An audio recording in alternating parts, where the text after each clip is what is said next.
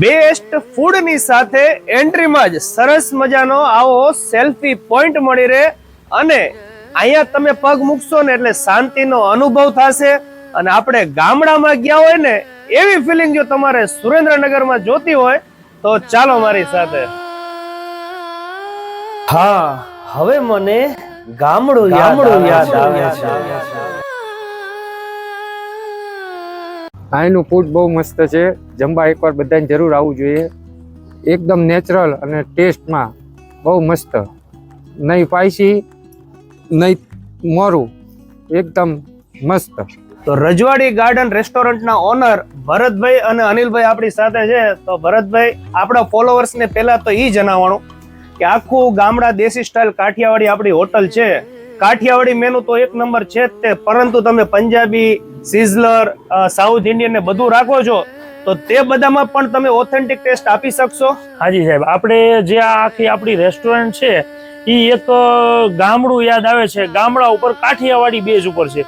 પણ આમાં કેવું છે કે જેમાં અમે જે પંજાબી આપી છીએ એમાં પ્રોપર પંજાબી ટેસ્ટ આપી છે. કાઠિયાવાડી ઉપર પંજાબી બનાવવું એવું નહીં, પ્રોપર પંજાબીના કુક અલગ, એને બનાવવાની રીત અલગ, પ્રોપર પંજાબી ટેસ્ટ આપી છે. અને જે કાઠિયાવાડી છે એમાં એકદમ કાઠિયાવાડી ટેસ્ટ આપી છે. બાકી સાઉથ ઇન્ડિયન, ચાઇનીઝમાં સિઝલર છે, તો જે પણ કાંઈ છે અમારું મેનુ એમાં અમે પ્રોપર ટેસ્ટ આપી છે. અને આ બધાના કુક પણ અલગ અલગ છે અને ટેસ્ટમાં બેસ્ટ, એકદમ મસ્ત ટેસ્ટ. અને સુરેન્દ્રનગરની જનતાને અમે એકદમ સારું જમાડવા માંગીએ છીએ. બરાબર. કોઈના ફૂડ સાથે, કોઈના સ્વાર્થ સાથે અમે ચેડા કરવા માંગતા નથી.